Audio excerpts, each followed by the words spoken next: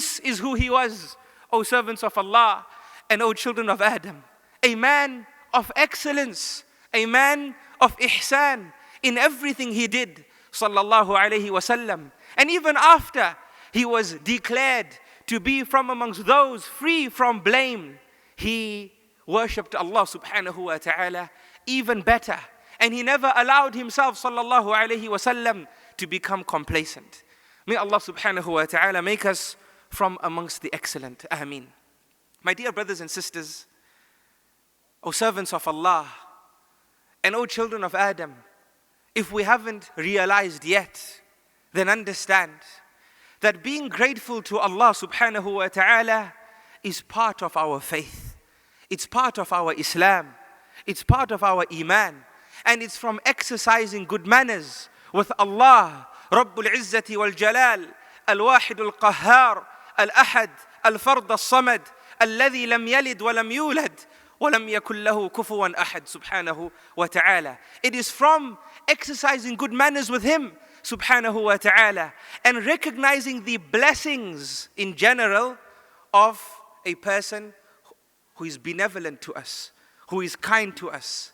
But more specifically, when we talk about Allah subhanahu wa ta'ala, when we speak about being grateful to Allah, then this entails being grateful with our tongue, and being grateful with our bodies, and being grateful with our hearts.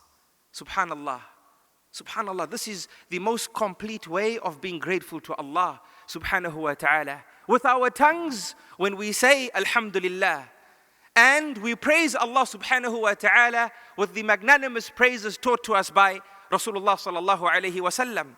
And with our bodies, when our worship increases and the quality of our worship improves. This is from thanking Allah subhanahu wa ta'ala. This is from recognizing the bounties that Allah subhanahu wa ta'ala has showered upon us. That we are in constant touch with this reality that Allah is benevolent and Allah is most bountiful upon us, and He showers upon us gift after gift after gift with the waking of every day and the sleeping of every night. Thus the servant becomes overwhelmed and he becomes more closer to Allah and he becomes more attached to Allah because he loves Allah subhanahu wa ta'ala more. And as a result, he worships Allah subhanahu wa ta'ala better and he increases in the worship of Allah subhanahu wa ta'ala. So thanks to Allah subhanahu wa ta'ala is given through action as well. And we know this from when Allah subhanahu wa ta'ala commanded the family of Dawood alayhi salam to thank Allah through action. For Allah subhanahu wa ta'ala said, "I'malu ala Dawood shukra." Allah commanded the family of Dawood alayhi salam to be thankful in practice, to be thankful in action. So that is thanking Allah with our bodies. And then we thank Allah subhanahu wa ta'ala as well with our hearts. And this is through increasing the actions of the heart and improving the actions of the heart, from our iman becoming stronger to our tawakkul becoming stronger, and our love for Allah subhanahu wa ta'ala becoming greater, as well as our fear over the punishment of Allah subhanahu wa ta'ala increasing as well. We thank Allah subhanahu wa ta'ala by reforming our hearts as well. May Allah subhanahu wa ta'ala make us from the thankful. Ameen. Ameen. My dear brothers and sisters, praising Allah subhanahu wa ta'ala and recognizing His bounties and speaking about these bounties of Allah subhanahu wa ta'ala to those who wish us well. I'm not saying we should speak about Allah's gifts upon us to everybody, because Rasulullah sallallahu alaihi wasallam said in a hadith which is acceptable, "Ista'inu ala qada'i hawaijikum bil kitman," that assist yourselves in your affairs by keeping them a secret, by not exposing them. Right? Today, mashallah, everything goes on Facebook. As soon as it happens, post on Facebook. Which restaurant I'm in, what food I'm eating, which waiter served me, the price of the meal as well. Everything is on Facebook, right? Where everyone who wishes well for us and does not wish well for us sees. The teaching of Rasulullah sallallahu alaihi wasallam is to acknowledge Allah's gifts upon us, but to those who wish well for us. Allah subhanahu wa ta'ala says, وَأَمَّا بِنِعْمَةِ رَبِّكَ فَحَدِّثْ. That as for the blessings of Allah subhanahu wa ta'ala upon you, then speak about them. This is from thanking Allah subhanahu wa ta'ala. My dear brothers and sisters, thanking Allah is an act of worship. It is an act of worship. Recognizing these bounties from Allah upon us is an act of worship. When we thank Allah with our tongues and with our bodies and with our hearts, we are actually building our jannah. We are actually planting trees for our jannah or in our jannah. We are actually digging streams in our jannah. We are actually building palaces in our jannah. Allahu Akbar. How merciful is Allah subhanahu wa ta'ala upon us. That when we thank Allah, it benefits us. Subhana Rabbi al-A'la. We thank Allah, it benefits us. And that's why our scholars, rahmatullahi alayhim, say that you and I, we will always be in debt to Allah subhanahu wa ta'ala. Always. I'm not talking about, because we cannot put a price to eyesight. And we cannot put a price to hearing. And we cannot put a price to a heart that beats without us thinking.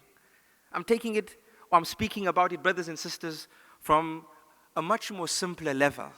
We will always be in debt to Allah. Always. Always. Because when we worshipped Allah, Allah subhanahu wa ta'ala rewarded us. So we were in debt.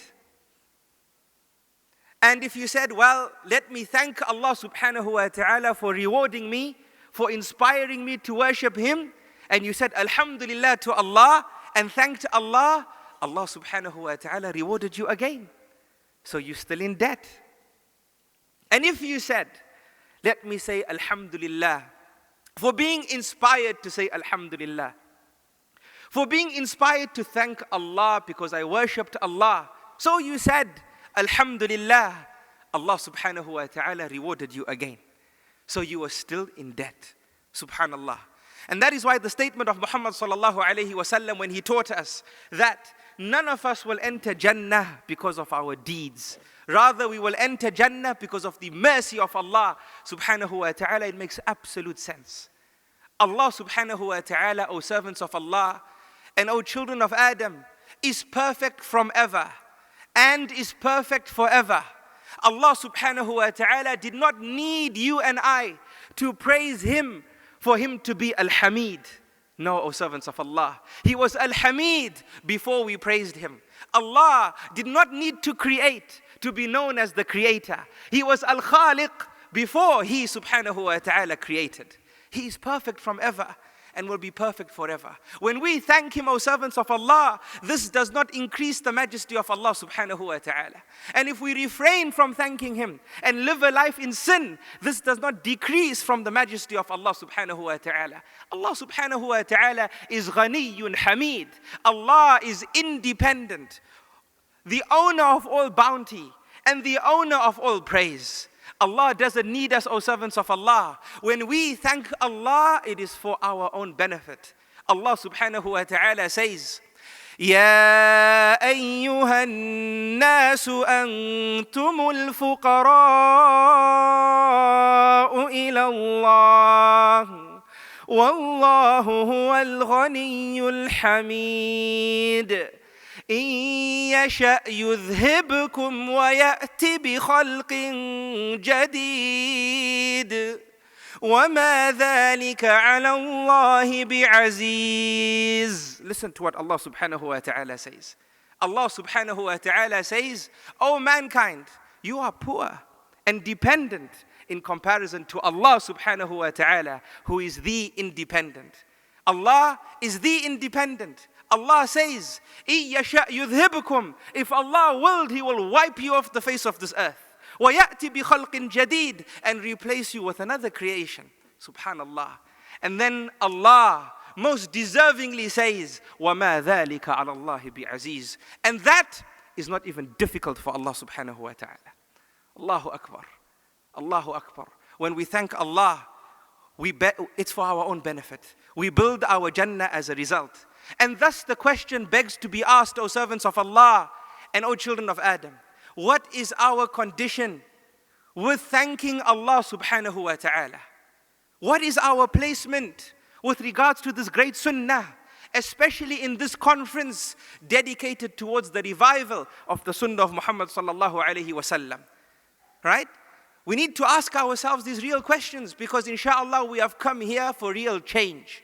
You being here in this venue is the worship of Allah subhanahu wa ta'ala.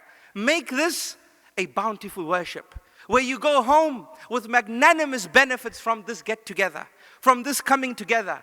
Environments such as this, O servants of Allah and O children of Adam, are gatherings that are surrounded by angels. These gatherings that have come together to learn from the book of Allah subhanahu wa ta'ala. ما اجتمع قوم في بيت من بيوت الله تعالى يتلون كتاب الله ويتدارسونه فيما بينهم إلا نزلت عليهم السكينة وغشيتهم الرحمة وحفتهم الملائكة وذكرهم الله في من عنده. This is what Rasulullah sallallahu alaihi wasallam taught us. A hadith in Sahih Muslim.